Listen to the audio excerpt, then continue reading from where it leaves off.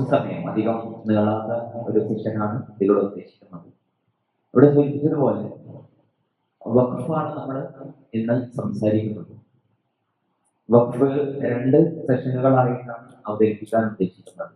ഇന്നത്തെ സെഷനിൽ എന്താണ് വഖഫ്, ഇസ്ലാമിൽ എന്താണ് വഖഫ് അതുകൊണ്ട് ഉദ്ദേശിക്കുന്നത്, അത് ഇസ്ലാമിക ചരിത്രത്തില് എങ്ങനെയാണ് വഖഫ് തുടങ്ങിയത്, അത്തരം സംരംഭങ്ങൾ ആരംഭിച്ചത് എന്നതിനെ കുറിച്ച്, കർമ്മശാസ്ത്രപരമായി വഖഫിന്റെ ചില പ്രധാനപ്പെട്ട അടിസ്ഥാനപരമായ ചില കർമ്മശാസ്ത്ര വിധികളുമായി ബന്ധപ്പെട്ട കാര്യങ്ങളും, ഇന്ത്യയിൽ ഇപ്പോൾ നടപ്പാക്കിയിട്ടുള്ള നിയമ ഭേദഗതിയിലൂടെ എന്താണ് വഖഫ് സ്വത്തുക്കൾക്ക് സംഭവിക്കാൻ പോകുന്നത് എന്ന കാര്യങ്ങളാണ് ഇന്നത്തെ സെഷനിൽ ഉൾപ്പെടുത്താൻ ഉദ്ദേശിക്കുന്നത്. അതിന്റെ രണ്ടാമത്തെ ഒരു സെഷനിൽ വഖഫിന്റെ വിശാലമായ ഒരു തലത്തെ കുറിച്ചാണ്. നമ്മൾ സാധാരണ വഖഫ് എന്ന് നമ്മൾ കേൾക്കുമ്പോൾ നമ്മളുടെ മനസ്സിൽ വരുന്നത് പള്ളിയും മദ്രസയും ഒക്കെയാണ്. എന്നാൽ അതിനപ്പുറം വഖഫ് എന്ന് പറയുന്നത് ഇസ്ലാമിക നാഗരികതയെ, ഇസ്ലാമിക സംസ്കാരത്തെ പ്രശോഭിതമാക്കിയ, മുസ്ലിം സാമൂഹിക ജീവിതത്തെ ഒക്കെ നിർണയിച്ച, ഇതിന്റെ മുന്നോട്ട് പോക്കിൽ വലിയ സ്വാധീനങ്ങൾ ഉണ്ടാക്കിയ വിശാലമായ ഒരു സംവിധാനമാണ് വഖഫ് എന്ന് പറയുന്നത്. അതിൽ ഒരുപാട് തലങ്ങളുണ്ട്, വളരെ വിശാലമായ തലങ്ങളുണ്ട്. അതുമായി ബന്ധപ്പെട്ട ഒരു അവതരണം ഇൻഷാ അല്ലാഹ് അടുത്ത ക്ലാസ്സിൽ നമ്മൾ നടത്തുന്നതാണ്. അല്ലാഹു സുബ്ഹാനഹു വ തആല ഏറ്റവും നല്ല രീതിയിൽ കാര്യങ്ങൾ മനസ്സിലാക്കാൻ അല്ലാഹു നമുക്ക് തൗഫീഖ് നൽകുമാറാകട്ടെ. ഇപ്പൊ നിലവിലെ ഇന്ത്യൻ സാഹചര്യത്തിൽ നമ്മൾ വഖഫുമായി ബന്ധപ്പെട്ടുകൊണ്ടുള്ള ഒരു നിയമ ഭേദഗതി സർക്കാർ കൊണ്ടുവന്ന സാഹചര്യത്തിലാണ് ഇതുമായി ബന്ധപ്പെട്ടുകൊണ്ടുള്ള അന്വേഷണങ്ങളും അതുപോലെ ചർച്ചകളും ഒക്കെ നമുക്കിടയിൽ നടക്കുന്നത്. അപ്പൊ അത് നടക്കാൻ ഇതൊരു കാരണമായി എന്നത് മാത്രമാണ് ഇതിലൊരു പോസിറ്റീവായ കാര്യം എന്ന് പറയുന്നത്. കാരണം ഇസ്ലാമിലെ ഇത്തരം സുന്ദരമായ ഒരുപാട് കാര്യങ്ങളുണ്ട്.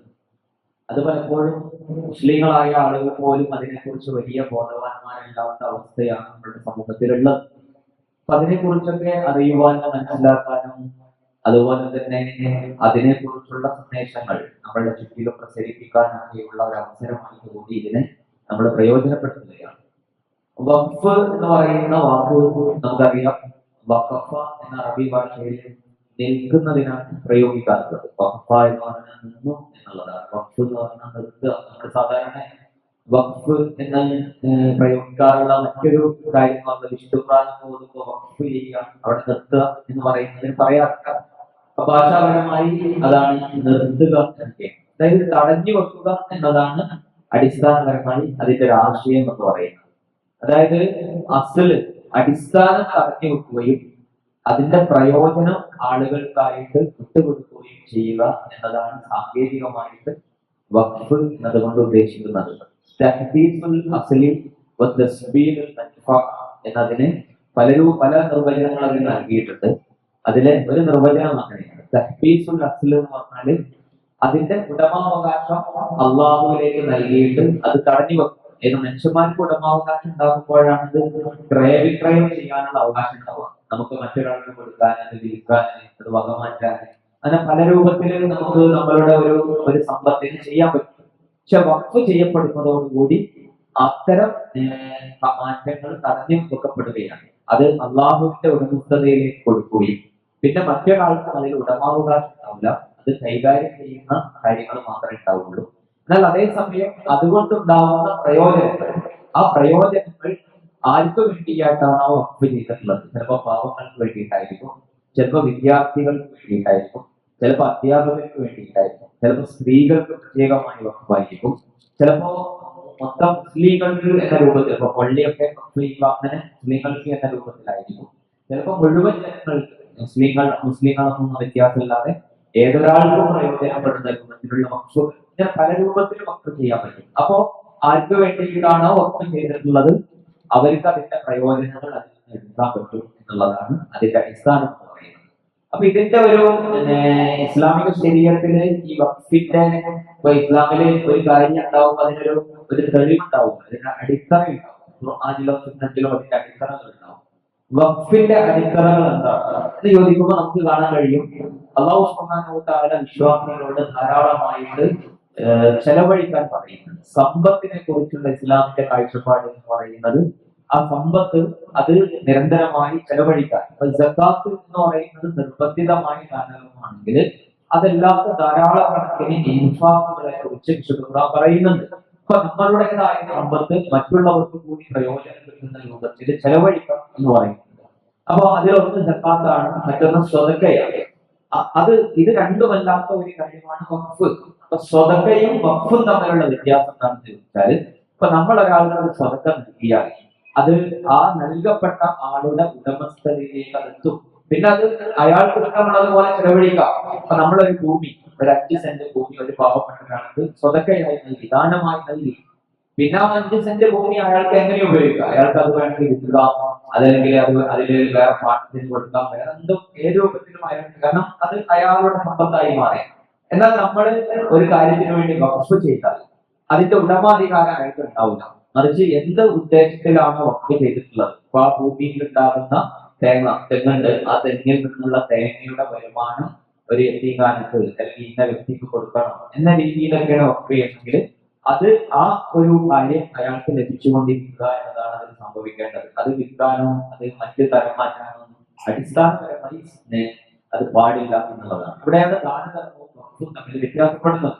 അപ്പോ ഈ വഖഫ് ദാനധർമ്മം എന്ന് പറയുമ്പോൾ അത് നമ്മൾ ചെയ്യുന്നതോടുകൂടി അതൊരാൾക്ക് കിട്ടി അതങ്ങ് പോകും, അത് പിന്നെ അയാൾ ചെലവഴിക്കുന്നത് പോലെ പോകും. എന്നാൽ വഖഫ് എന്ന് പറയുമ്പോൾ അത് നിലനിൽക്കുന്നതാണ്. അതിങ്ങനെ തലമുറകളിലേക്ക് കൈമാറ്റം ചെയ്യപ്പെട്ട് അതിന്റെ പ്രയോജനം ഇങ്ങനെ സമൂഹത്തിന് ലഭിച്ചുകൊണ്ടേയിരിക്കും. അപ്പൊ ഒരു സാമൂഹികമായ ഒരു പ്രക്രിയയിൽ ദാനധർമ്മത്തെക്കാൾ വഖഫാണ് കൂടുതൽ പ്രയോജനകരമായി തീരുക. അതുകൊണ്ടാണ് റസൂലുള്ളാഹി സ്വല്ലല്ലാഹു അലൈഹി വസല്ലം ചില സഹാബിമാരോടൊക്കെ ചിലത് ദാനം ചെയ്യാൻ ഉദ്ദേശിക്കുന്നു എന്ന് പറയുമ്പോൾ നിങ്ങൾ ദാനം ചെയ്യേണ്ടതില്ല, വഖഫ് ചെയ്യുക എന്നൊക്കെ പറഞ്ഞ സംഭവങ്ങൾ കാണാൻ കഴിയും.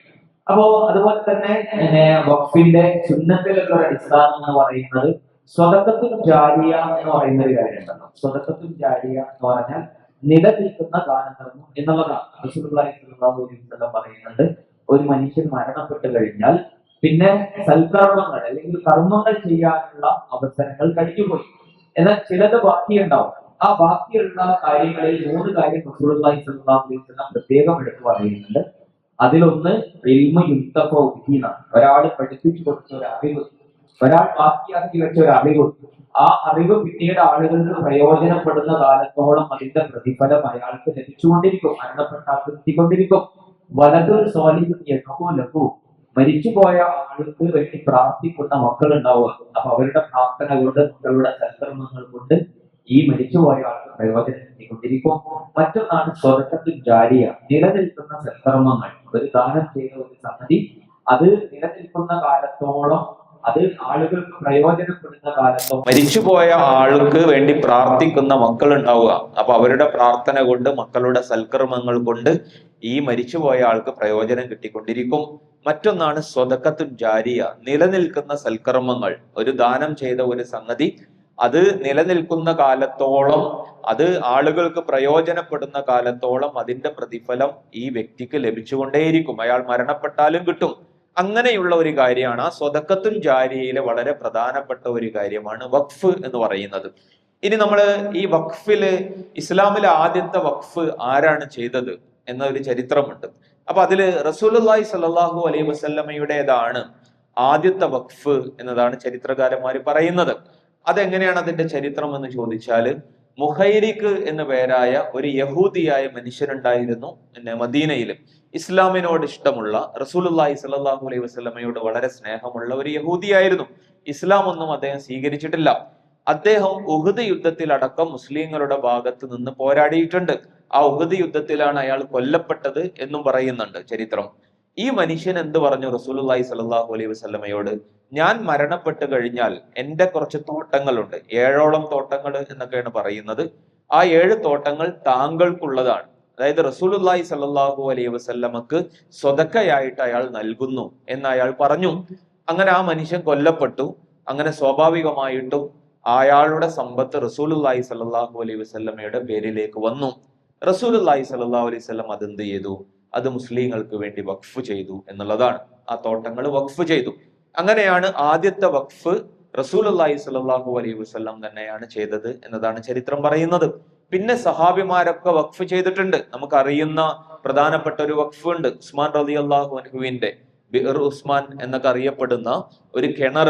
അതായത് കുടിവെള്ളത്തിന് ക്ഷാമമുണ്ടായ ഒരു സമയത്ത് ഒരു ജൂതനായ ഒരു വ്യക്തി അദ്ദേഹത്തിന്റെ പറമ്പിലെ കുടിവെള്ളം അമിതമായ പണം ഈടാക്കിയിട്ട് ആളുകൾക്ക് വിൽക്കാൻ തുടങ്ങി.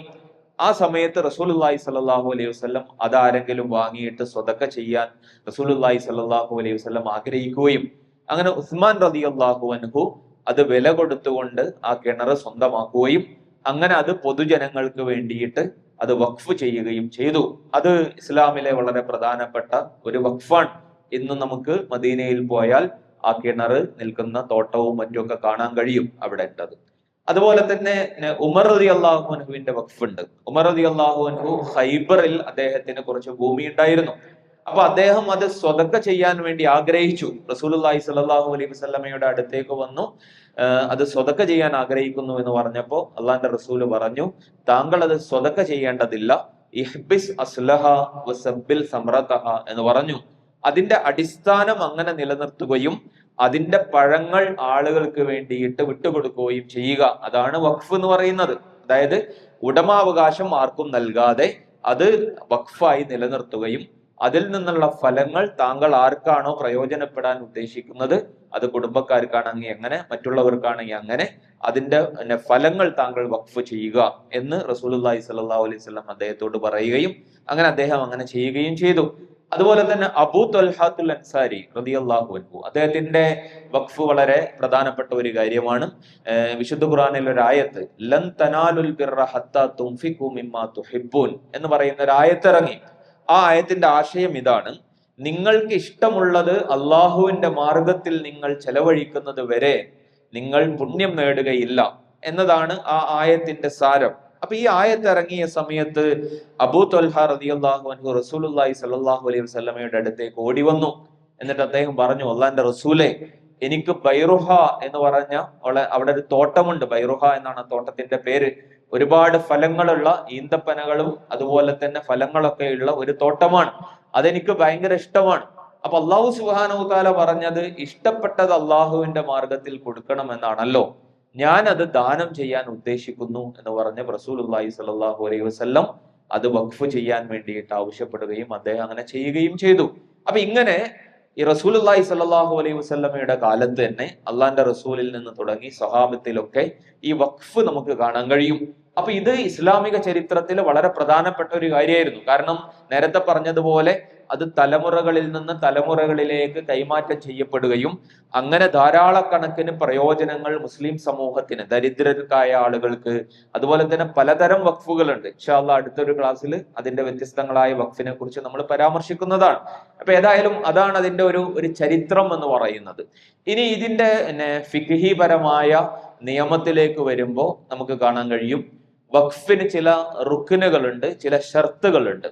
ഈ റുക്നുകളും ഷർത്തുകളും തമ്മിലുള്ള വ്യത്യാസം നമ്മൾ പലപ്പോഴും കേൾക്കാറുള്ള ഒരു പദമാണ്, നിസ്കാരത്തിന്റെ ഷർത്തുകൾ, നിസ്കാരത്തിന്റെ റുക്നുകൾ എന്നൊക്കെ പറഞ്ഞ് കേൾക്കും. അത് രണ്ടും അതിന്റെ അടിസ്ഥാന ഘടകങ്ങളാണ്. ഷർത്തായാലും റുക്നായാലും അത് ശരിയാകാൻ അടിസ്ഥാനപരമായിട്ടുള്ള കാര്യങ്ങളാണത്. അത് തമ്മിലൊരു വ്യത്യാസമുണ്ട്. റുക്ന് എന്ന് പറഞ്ഞാൽ അതിന്റെ തന്നെ ഭാഗമാണ്, ഒരു കർമ്മത്തിന്റെ തന്നെ ഭാഗമായ ഒരു കാര്യമാണ് റുക്ൻ എന്ന് പറയുന്നത്. ഷർത്ത് എന്ന് പറഞ്ഞാൽ അതിന് പുറത്തുള്ള കാര്യമാണ്. അത് ഉദാഹരണം പറഞ്ഞാൽ നിസ്കാരത്തിന്റെ കാര്യം എടുത്താലും നമസ്കാരത്തിന്റെ റുക്നുകൾ എന്ന് പറഞ്ഞാൽ എന്താണ്? ഇപ്പൊ ഫാത്തിഹ, സൂറത്തുൽ ഫാത്തിഹ ഓതുക എന്നുള്ളത് നിസ്കാരത്തിന്റെ റുക്നാണ്. സുജൂദ് ചെയ്യുക എന്ന് പറയുന്നത് റുക്നാണ്. റുക്കു ചെയ്യുക എന്ന് പറഞ്ഞാൽ റുക്നാണ്. നിൽക്കാൻ സാധിക്കുന്നവർ നിന്ന് നിസ്കരിക്കുക എന്നുള്ളത് റുക്നാണ്. അപ്പൊ അത് നമസ്കാരത്തിന്റെ ഉള്ളിൽ തന്നെയുള്ള കാര്യമാണ്. എന്നാൽ ഷർത്ത് എന്താ? നിസ്കാരത്തിന്റെ ഷർത്ത് ഉളുണ്ടാക്കുക, ഉളുണ്ടായിരിക്കുക എന്നുള്ളത് നിസ്കാരത്തിന്റെ ഷർത്താണ്. കിബലയിലേക്ക് തിരിഞ്ഞു നിൽക്കുക എന്നുള്ളത് ഷർത്താണ്. സമയമാകുക എന്നത് ഷർത്താണ്. അപ്പൊ ഷർത്തും റുക്കുനും തമ്മിലുള്ള വ്യത്യാസം അതാണ്. റുക്കുൻ എന്ന് പറഞ്ഞാൽ അതിന്റെ തന്നെ ഭാഗമാണ്. ഷർത്ത് എന്ന് പറഞ്ഞാല് അതിന് അനിവാര്യമാകുന്ന മറ്റു ഘടകങ്ങളാണ്. ഇതുപോലെ വഖഫിന് ചില റുക്കുനുകളുമുണ്ട്, ചില ഷർത്തുകളുമുണ്ട്. 4 റുക്കുനുകളാണ് വഖഫിനുള്ളത്. അതിലൊന്ന് വാക്കിഫാണ്, അതായത് വഖഫ് ചെയ്യുന്ന ആൾ എന്ന് പറയുന്നതാണ് അതിന്റെ റുക്കുൻ. വഖഫ് ചെയ്യാൻ ഒരാൾ ഉണ്ടാവണല്ലോ. മറ്റൊന്ന് മൗഖൂഫാണ്. മൗഖൂഫ് എന്ന് പറഞ്ഞാൽ വഖഫ് ചെയ്യപ്പെടുന്ന വസ്തുവാണ്. അപ്പൊ അതിന് ചില നിബന്ധനകളും കാര്യങ്ങളൊക്കെ ഉണ്ട്. മറ്റൊന്ന് മൂന്നാമത്തത് മൗഖൂഫ് അലൈഹി എന്ന് പറയും. ആർക്ക് വേണ്ടിയാണോ വഖഫ് ചെയ്യുന്നത് അത് നിർണയിക്കണം എന്നുള്ളതാണ്. ആർക്ക് വേണ്ടിയിട്ടാണ് വഖഫ് ചെയ്യുന്നത് നിർണയിക്കപ്പെടണം എന്നാണ്. മറ്റൊന്ന് നാലാമത്തത് സിയഹത്തുൽ വഖഫാണ്. അതായത് അതിന്റെ വാചകങ്ങൾ ഉണ്ടായിരിക്കണം, വഖഫ് ചെയ്തു എന്ന വാചകങ്ങൾ ഉണ്ടായിരിക്കും. അപ്പൊ ഈ 4 വഖഫിനുണ്ട അനിവാര്യ ഘടകങ്ങൾ. ഇനി ഇത് ഓരോന്നിനും ചില ഷർത്തുകളുണ്ട്. ഇപ്പോ വഖഫ് ചെയ്യാൻ കഴിയുന്നത് ആർക്കാണ് വഖഫ് ചെയ്യാൻ കഴിയുക? അത് ഷർത്താണ്. അതിൽ കുറെ ഷർത്തുകളുണ്ട്.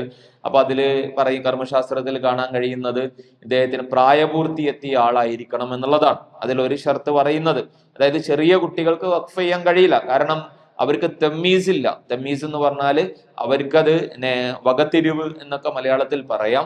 അവരുടെ സ്വത്ത് കൈകാര്യം ചെയ്യുന്നതുമായി ബന്ധപ്പെട്ടുകൊണ്ടുള്ള ഇസ്ലാമിൽ ചില അടിസ്ഥാനങ്ങളുണ്ട്. എപ്പോഴാണ് ഒരാൾക്ക് ഒരു ഉടമാവകാശം ക്രയവിക്രയാധികാരമുള്ള രൂപത്തിൽ അത് ലഭിക്കുക എന്നതിലൊക്കെയുള്ള ഇതുണ്ട്. അപ്പൊ അതിൽ ഏറ്റവും പ്രധാനപ്പെട്ടത് ബുലൂവത്ത് എന്നുള്ളതാണ്. ഇത് പ്രായപൂർത്തിയാവുക എന്നുള്ളതാണ്. അപ്പോ പ്രായപൂർത്തിയായ അതിനിന്ന വയസ്സെന്നൊന്നുമില്ല. ഇസ്ലാമിൽ കർമ്മശാസ്ത്രത്തിൽ പ്രായപൂർത്തിക്ക് വയസ്സല്ല. അത് ഓരോ കാലഘട്ടത്തിലും ഓരോ തലമുറയിലും ഒക്കെ പൊതുവായിട്ട് നമുക്ക് നിർണയിക്കാൻ പറ്റുന്ന ചില ഘടകങ്ങൾ വെച്ചുകൊണ്ട് നിർണയിക്കുന്നതാണ് ബുലൂഗ് എന്ന് പറയുന്നത്. അപ്പോൾ ഏതായാലും അതുണ്ടാവുക. രണ്ടാമത് ബുദ്ധിസ്ഥിരത ഉണ്ടാവണം എന്നുള്ളതാണ്. അതായത് മാനസികമായ പ്രശ്നങ്ങളുള്ള ആളാവരുത്. കാരണം അങ്ങനെ ആകുമ്പോൾ ചിലപ്പോ ഒരു നേരം പറഞ്ഞത് അടുത്ത സമയത്ത് മാറ്റി പറയാനൊക്കെ സാധ്യതകളുണ്ട്. അപ്പൊ അതുകൊണ്ട് തന്നെ അത് ബുദ്ധിസ്ഥിരത ഉള്ള ആളാവണം. അതുപോലെ തന്നെ നിർബന്ധിത സാഹചര്യത്തിൽ ചെയ്ത ആളാവരുത്. സ്വന്തം ഇഷ്ടപ്രകാരം ചെയ്തതായിരിക്കണം. ഇങ്ങനെയൊക്കെ തുടങ്ങി കുറെ. കാരണം ഫിഖ് ആകുമ്പോൾ അതൊക്കെ വളരെ പ്രധാനമാണ്. കാരണം ഒരു പ്രശ്നം വരുമ്പോൾ ഫിഖ് പലപ്പോഴും ആവശ്യം വരിക, ഒരു പ്രശ്നം വരുമ്പോൾ അത് പരിഹരിക്കാനാണ്. അപ്പൊ അത് പരിഹരിക്കണമെങ്കിൽ ഇന്ന ഷർത്തുകളൊക്കെ അത് പാലിച്ചിട്ടുണ്ടോ? ഒരു വഖഫ് ഭൂമിയിൽ പ്രശ്നം ഉണ്ടായി. അപ്പൊ ആ പ്രശ്നം ഉണ്ടായാല് അത് ആ വഖഫ് ശരിയായ വഖഫാണോ എന്ന് പരിശോധിക്കുന്നത് ഈ ഷർത്തൊക്കെ വെച്ചിട്ടാണ്. കാരണം ആരാണ് ഇത് വഖഫ് ചെയ്തത്? അത് വഖഫ് ചെയ്യുമ്പോൾ അയാൾക്ക് പ്രായപൂർത്തി ഉണ്ടായിരുന്നോ, അല്ലെങ്കിൽ വേറെ ആരെങ്കിലും നിർബന്ധിച്ച് എഴുതി വാങ്ങിയതാണോ എന്നതൊക്കെ അവിടെ നോക്കേണ്ടി വരും. അപ്പൊ അത് പ്രശ്നം ഉണ്ടാകുമ്പോഴാണ് പരിശോധിക്കുക. രണ്ടാമത്തെ ഒരു കാര്യം മൗഖൂഫ്, അതായത് വഖഫ് ചെയ്യപ്പെട്ട ഭൂമി വസ്തുവുമായി ബന്ധപ്പെട്ടാണ്. അപ്പൊ അതില് ഹനഫി മദ്ഹബിൽ പറയുന്നത് അത് നീക്കാൻ പറ്റുന്ന സംഗതി ആവരുത് എന്നാണ്. അതായത് സ്ഥിരമായി നിൽക്കുന്ന ഒരു സാധനമായിരിക്കണം എന്നാണ്. നമുക്ക് അങ്ങോട്ടും ഇങ്ങോട്ടും നീക്കാൻ പറ്റുന്നതാവരുത്. ഉദാഹരണം ഭൂമി വഖഫ് ചെയ്യാം, കാരണം ഭൂമി നീക്കിക്കൊണ്ടുപോകാൻ പറ്റൂല. അതുപോലെ തന്നെ കെട്ടിടം വഖഫ് ചെയ്യാം, കാരണം അത് നീക്കാൻ പറ്റാത്ത ഒരു വസ്തുവാണ്. അപ്പോ ഇങ്ങനെ ഭൂമി, കെട്ടിടം അങ്ങനെയുള്ള വസ്തുക്കളാണ് വഖഫ് ചെയ്യേണ്ടത് എന്ന് അദ്ദേഹം നിബന്ധന പറയുന്നുണ്ട്. എന്നാൽ മറ്റു മദ്ഹബുകളില് അങ്ങനെ ഇല്ല. അതായത് നീക്കാൻ പറ്റുന്ന വസ്തുക്കളും വഖഫ് ചെയ്യാം. അതിന്റെ അടിസ്ഥാനത്തിലാണ് നമുക്കറിയാം ഒരുപാട് കാര്യങ്ങൾ വഖഫ് ചെയ്യാറുണ്ട്. ഇപ്പോ ഉദാഹരണം പറഞ്ഞാല് പള്ളികളിലേക്ക് മുസ്ഹഫ് വഖഫ് ചെയ്യും. മുസ്ഹഫ് നീക്കാൻ പറ്റുന്നതാണല്ലോ, ഒരു ഭാഗത്ത് നിന്ന് മറ്റൊരു ഭാഗത്തേക്ക് കൊണ്ടുപോകാൻ പറ്റുന്ന ഒരു കാര്യമാണ് മുസ്ഹഫ് എന്ന് പറയുന്നത്. അതുപോലെ പള്ളിയിലേക്ക് കസേരകൾ വഖഫ് ചെയ്യാറുണ്ട്. വാഹനം വഖഫ് ചെയ്യുക, നമ്മൾ ഒരു സ്ഥാപനത്തിലേക്കോ അല്ലെങ്കിൽ ഏതോ വ്യക്തിക്കോ ഒക്കെ വേണമെങ്കിൽ, ഒരു സംഘടനക്കോ ഒക്കെ വേണമെങ്കിൽ വഖഫ് ചെയ്യാം. പിന്നെ വാഹനം വഖഫ് ചെയ്യാം. അതുപോലെ തന്നെ ഇങ്ങനെയുള്ള ഏത് സംവിധാനങ്ങളും അത്തരം കാര്യങ്ങളൊക്കെ വഖഫിൽ ഏത് വസ്തുവും പ്രയോജനം ലഭിക്കുന്നതാവണം എന്നതേ അടിസ്ഥാനമുള്ളൂ. പ്രയോജനം ലഭിക്കുന്ന ഏത് വസ്തുവും നമുക്ക് വഖഫ് ചെയ്യാവുന്നതാണ് എന്നുള്ളതാണ് അതുമായി ബന്ധപ്പെട്ടുകൊണ്ടുള്ള ഷർത്തുകളിൽ പറയുന്നത്. മറ്റൊന്ന് മൗഖൂഫ് അലൈഹി എന്നുള്ളതാണ്.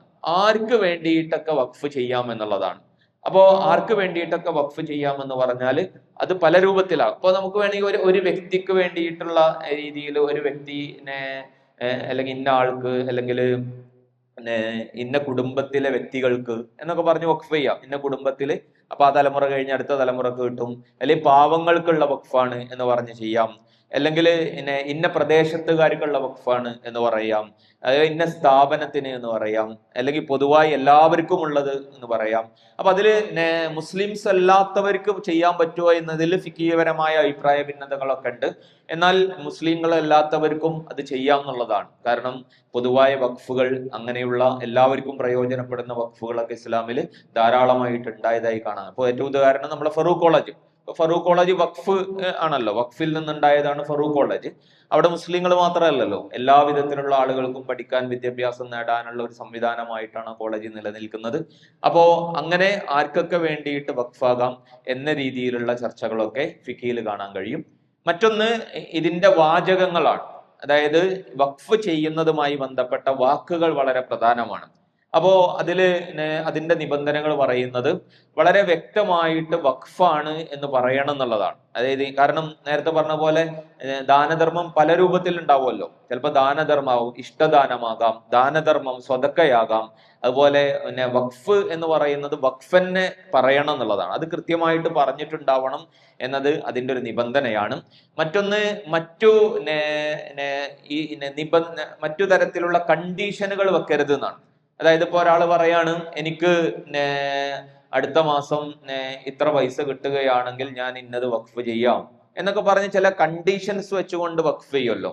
അപ്പൊ അങ്ങനെ കണ്ടീഷനുകൾ വെക്കരുത് എന്നത് ഇതുമായി ബന്ധപ്പെട്ടുകൊണ്ട് പറയുന്നുണ്ട്. അതുപോലെ തന്നെ വഖഫിന്റെ അടിസ്ഥാനപരമായ ഉദ്ദേശത്തെ ഇല്ലാതാക്കുന്ന വിധത്തിലുള്ള കണ്ടീഷനുകൾ ഉണ്ടാകാൻ പാടില്ല എന്നാണ്. അതെങ്ങനെയാന്ന് ചോദിച്ചാൽ ഒരാൾ വഖഫ് ചെയ്തിട്ട് പറയാണ് എനിക്ക് ഇഷ്ടമുണ്ടാകുമ്പോൾ അത് തിരിച്ചെടുക്കാനുള്ള അധികാരം ഉണ്ടാകും എന്ന രീതിയിൽ ഒരാൾ വഖഫ് ചെയ്യുക. അതായത് ഒരാൾ പറയാണ് ഒരു കെട്ടിടം ഉണ്ട്, ആ കെട്ടിടം ഞാൻ ഇന്ന പള്ളിയിലേക്ക് ഇന്ന സ്ഥാപനത്തിലേക്ക് വഖഫ് ചെയ്തിരിക്കുന്നു. പക്ഷെ ഞാൻ ഇഷ്ടം ഉണ്ടാകുമ്പോൾ എനിക്ക് താല്പര്യം ഉണ്ടാകുന്ന സമയത്ത് എനിക്ക് ആവശ്യം ഉണ്ടാകുന്ന സമയത്ത് ഞാൻ അത് തിരിച്ചെടുക്കും. അപ്പൊ ഇത് വഖഫിന്റെ അടിസ്ഥാനത്തെ അത് റദ്ദ് ചെയ്യും. കാരണം എന്താ, വഖഫ് എന്ന് പറഞ്ഞത് എല്ലാ കാലത്തും നിലനിൽക്കുന്ന ഒരു കാര്യമാണ്. അതിങ്ങനെ കൈമാറ്റം ചെയ്യപ്പെട്ട് അതിങ്ങനെ അടുത്ത തലമുറകളിലേക്ക് പോകേണ്ടതാണ്. അപ്പൊ ഇങ്ങനെ ഒരു നിബന്ധന വെക്കുന്നതോടുകൂടി ഇതിന്റെ വഖഫിന്റെ പ്രയോജനത്തെ അത് റദ്ദ് ചെയ്യുന്നത് കൊണ്ട് അത്തരം ഷർത്തുകൾ പാടില്ല എന്നാണ്. അപ്പൊ ഇനിയിപ്പോ ഒരാൾ ഇങ്ങനെ ഒരു ഷർത്ത് ചെയ്തു, അപ്പൊ എന്ത് ചെയ്യും എന്നതൊരു മസലയാണ്, ഒരു ചർച്ചയാണ്. അപ്പൊ അതില് ഹനഫി മദ്ഹബിൽ പറയുന്നത് അപ്പോ ആ ഷർത്ത് ബാത്തിലാകുന്നേ ഉള്ളൂ. ഒരാൾ ഷർത്ത് വെച്ചാൽ അത് നടപ്പാക്കാൻ പാടില്ല, വഖഫ് അങ്ങനെ തന്നെ നിലനിൽക്കുന്നതാണ്. എന്നാൽ മറ്റു മദ്ഹബിലൊക്കെ പറഞ്ഞത് അങ്ങനെ ഷർത്ത് വെച്ചാൽ വഖഫ് ബാത്തിലാകുന്നതാണ്. അയാള് ആ ഷർത്ത് പിൻവലിച്ചുകൊണ്ട് പിന്നെ ആദ്യക്കുന്ന് വഖഫ് ചെയ്താലേ അത് വഖഫായി പരിഗണിക്കുകയുള്ളൂ. ഷർത്ത് വെക്കുന്നതോടുകൂടി ആ വഖഫ് റദ്ദാവുന്നതാണ്. അപ്പൊ ഇത് നമുക്ക് മനസ്സിലാവാൻ ഏറ്റവും എളുപ്പത്തിൽ ഇപ്പൊ മുനമ്പം വിഷയത്തിൽ ഇത് നമുക്ക് കാണാൻ കഴിയും. ഇപ്പൊ മുനമ്പം വിഷയത്തിൽ ഫറൂഖ് കോളേജിന്റെ അധികാരികൾ സ്വീകരിച്ച ഒരു നിലപാട് നമുക്ക് കാണാൻ കഴിയും. അവര് പറഞ്ഞത് വഖഫല്ല എന്ന് പറഞ്ഞു. ആ വഖഫല്ല എന്ന് പറഞ്ഞിട്ട് അവര് പറഞ്ഞത് അത് ഇഷ്ടദാനമാണ് എന്ന രീതിയിലാണ് പറഞ്ഞത്. അപ്പൊ ഇഷ്ടദാനമാകുമ്പോ ആ മുനമ്പം ഇഷ്യൂ നമുക്കറിയാലോ. മുനമ്പത്ത് ഫറൂഖ് കോളേജിന് വേണ്ടിയിട്ടുള്ള ഭൂമി വഖഫ് ഉണ്ടായിരുന്നു. അതെന്ത് ചെയ്തു, അത് വഖഫ് കൈകാര്യം ചെയ്യേണ്ട, ആ കൈകാര്യം ചെയ്യേണ്ടവർക്ക് മുത്തവല്ലി എന്നാണ് നമ്മൾ പറയാം. അതായത് ഈ വഖഫ് കൈകാര്യം ചെയ്യുന്ന ഒരു വ്യക്തി ഉണ്ടാകും, അല്ലെങ്കിൽ ഒരു ബോഡി ഉണ്ടാകും, അല്ലെങ്കിൽ ഒരു ടീം ഉണ്ടാവും. അവർക്ക് മുത്തവല്ലി എന്നാണ്. മുത്തവല്ലിക്ക് ഇതിന്റെ ഉടമസ്ഥാധികാരം ഉണ്ടാവില്ല. ആ മുത്തവല്ലിയുടെ അധികാരം എന്താന്ന് വെച്ചാൽ അത് ശരിക്കും ഉത്തരവാദിത്തമാണ്. എന്തിനു വേണ്ടിയിട്ടാണോ ഒരാൾ വഖഫ് ചെയ്തിട്ടുള്ളത് ആ പ്രയോജനത്തിലേക്ക് അത് ചെലവഴിക്കുന്നുണ്ട്, ആ പ്രയോജനം അത് നടപ്പാക്കുന്നുണ്ട് എന്ന് ഉറപ്പുവരുത്തലാണ് മുത്തവല്ലിന്റെ ഡ്യൂട്ടി എന്ന് പറയുന്നത്. അപ്പോ ഇതിന്റെ മുത്തവല്ലി ഫറൂഖ് കോളേജിലെ അധികാരികളാണ്. അവരെന്ത് ചെയ്തു, ഈ ഭൂമി പൈസ കൊടുത്തുകൊണ്ട് മറ്റുള്ളവർക്ക് നൽകി. അപ്പൊ പൈസ കൊടുത്തുകൊണ്ട് ഭൂമി നൽകാൻ പാടില്ല എന്നാണ്, വഖഫ് അങ്ങനെ അടിസ്ഥാനപരമായി നൽകാൻ പാടില്ല എന്നാണ്. പക്ഷെ ഇവര് നൽകി. അപ്പൊ അതാണ് ഇപ്പോഴത്തെ അവിടുത്തെ ഒരു ഇഷ്യൂ. അപ്പൊ ഈ ഇഷ്യൂവുമായി ബന്ധപ്പെട്ട് വഖഫ് ബോർഡ് ഉന്നയിക്കുന്നത് എന്താണ്, അത് വഖഫ് ഭൂമിയാണ്, അതുകൊണ്ട് അത് കൈമാറ്റം ചെയ്തത് അത് സാധു അല്ല. അതുകൊണ്ട് കോടതിയിൽ എന്താണ്, കോടതിയിൽ അത് വഖഫ് ഭൂമിയാണ്, അത് തിരിച്ചു കിട്ടണം എന്നതാണ് അതിന്റെ നിയമപരമായ നടപടി എന്ന് പറയുന്നത്. കാരണം വഖഫ് മറ്റൊരാൾക്ക് വിൽക്കാൻ പാടില്ല എന്നാണ്. അങ്ങനെ വിറ്റിട്ടുണ്ടെങ്കിൽ ആ വിൽപ്പന സാധുവല്ല, ആ വിൽപ്പന ശരിയാവൂല, അത് വഖഫായിട്ട് തന്നെ നിലനിൽക്കുക. അതുകൊണ്ട് അത് ആ ഭൂമി തിരിച്ചു പിടിക്കണം എന്നുള്ളതാണ് നിയമപരമായിട്ട് ശരി. പക്ഷെ ഫറൂഖ് കോളേജിന്റെ ആളുകൾ എന്ത് പറഞ്ഞു, അത് ഇഷ്ടദാനമാണ്, വഖഫല്ല എന്ന് പറഞ്ഞു. അപ്പൊ ഇഷ്ടദാനാവുമ്പോ എന്ത് ചെയ്യാം, ഇഷ്ടദാനാവുമ്പോ എന്തും ചെയ്യാം, കാരണം അതൊരു ദാനധർമ്മമാണ്, അത് നമുക്ക് വിൽക്കാം, അത് ഏത് രൂപത്തിൽ പ്രയോജനം ചെയ്യാം, അങ്ങനെയൊക്കെ ചെയ്യാം. അപ്പോ അവിടെയാണ് ഇത് വളരെ പ്രധാനമാകുന്നത്. അതായത് വഖഫ് ചെയ്യുന്ന സമയത്ത് ഈ പ്രശ്നം ഉണ്ടാവാതിരിക്കാൻ വേണ്ടിയിട്ടാണ് അത് കൃത്യമാവണം എന്ന് പറഞ്ഞത്. അതായത് ഇത് പറയുന്ന സമയത്ത്, അത് രേഖപ്പെടുത്തുന്ന സമയത്ത് വഖഫ് എന്ന് കൃത്യമായി രേഖപ്പെടുത്തിയിരിക്കണം എന്നാണ്. അപ്പൊ മുനമ്പവുമായി ബന്ധപ്പെട്ടുകൊണ്ട് അത്തരം രണ്ട് വാദങ്ങളുണ്ട്. ഇതിന്റെ പേപ്പറിൽ അത് വഖഫാണ് എന്ന രേഖകൾ ഉണ്ട് എന്ന രീതിയിലുള്ള കാര്യങ്ങളുണ്ട്. അത് മറ്റൊരു വിഷയമായതുകൊണ്ട് അതിലേക്ക് നമ്മൾ കടക്കുന്നില്ല. ഏതായാലും അതാണ് അതുമായി ബന്ധപ്പെട്ടുകൊണ്ടുള്ള ഒരു വിധി എന്ന് പറയുന്നത്. അപ്പൊ ഇനി ഇതിൽ മറ്റൊരു മസല, ഇനി ഒരു നിലക്കും നമ്മളിത് വിൽക്കാനോ മറ്റോ പാടില്ലേ എന്നൊരു ചർച്ച ഉണ്ട്. അപ്പൊ ആ ചർച്ചയിൽ എന്താന്ന് വെച്ചാല് ഇത് വിൽക്കാൻ പറ്റും, വഖഫ് ഭൂമി നമുക്ക് ക്രയവിക്രയം ചെയ്യാൻ പറ്റും. എപ്പോഴും നമ്മൾ എന്തിനു വേണ്ടിയിട്ടാണോ വഖഫ് ചെയ്തത് അതിന്റെ പ്രയോജനം ലഭിക്കുന്നില്ല.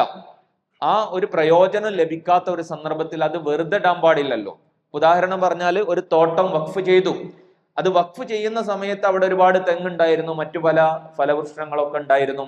അപ്പൊ അതിൽ നിന്ന് കിട്ടുന്ന വരുമാനം ഇന്ന പള്ളിക്ക് അല്ലെങ്കിൽ ഇന്ന സ്ഥാപനങ്ങൾക്ക് അല്ലെങ്കിൽ ഇന്ന ആളുകൾക്ക് എന്നൊക്കെ പറഞ്ഞ് വഖഫ് ചെയ്ത ഒരാള്.